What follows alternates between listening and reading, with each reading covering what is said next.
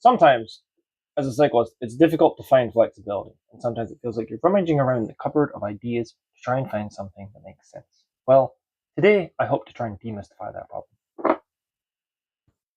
The issue can sometimes look like this. While leather is cool, it's obviously very inflexible. And while cycling is awesome, and my cat is making lots of noises right now because he wants a cameo, it is not cool to be a leather shrimp, which is often what we leather bodies become as cyclists.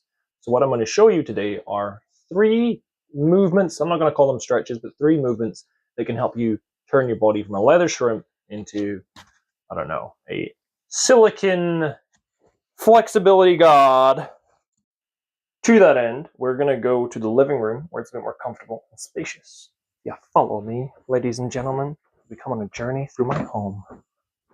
I'm going to settle you right down right here. Stretch number 1 is basically a deep squat. So what I'm going to do is I'm quite simply going to sit down like this. You can play around with this. You can try and open your hips. You can put one hand on the opposite ankle, the other hand in the sky, and try and stretch over like so.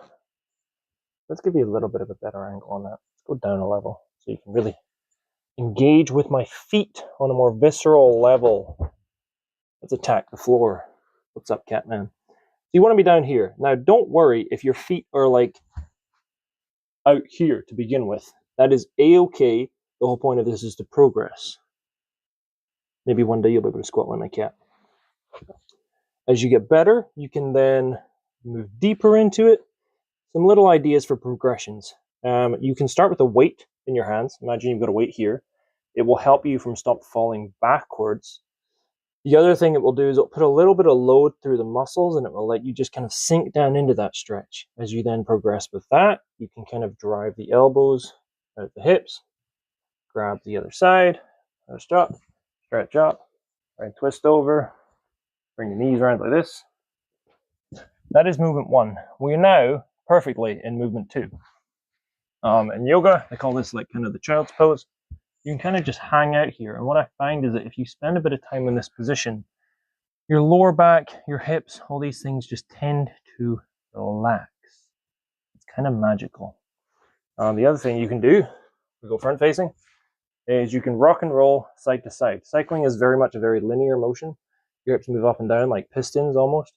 But if you can get a bit of rotation through the hip, because the hips are not hinge joints like the knee, the hips are ball and socket, so they have this motion here. So if you get a little bit, if you can stimulate more motion that way, it will be healthier for the hip. Like that guy, he's got very healthy hips. He can run and jump like a fucking madman. The third place we're going to go is my backyard, because my backyard has a pull-up bar that me and my dad made ages ago, and it's fucking sick. Let's go.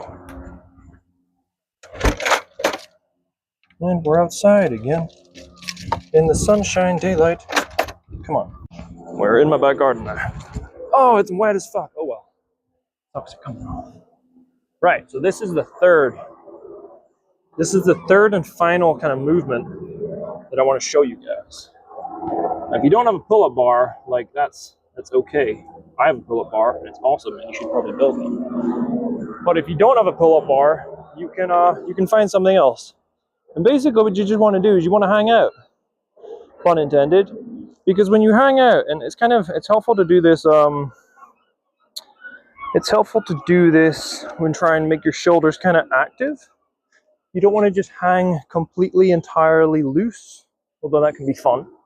And the purpose of this really is to just take a bit of compression off of your shoulders, off your upper back, and it will help relax a lot of other parts of your body because it's just good. And you know, if you spend all day on a bike, then you will get compressed as fuck. Basically, the 3 stretches I've showed you today are all about trying to decompress the body. You can squat, you can do the child's pose, you can hang upside down, you can hang from the pole. And if you do those things, then hopefully you will look less like a leather shrimp and you'll have a bit of poise and flexibility. Enjoy. Hope that helps in some way. One kind of final note on that is don't take it too seriously. Have some fun with it, as I did with this video. And your hips, your back, your spine, Well, thank you. Toodles.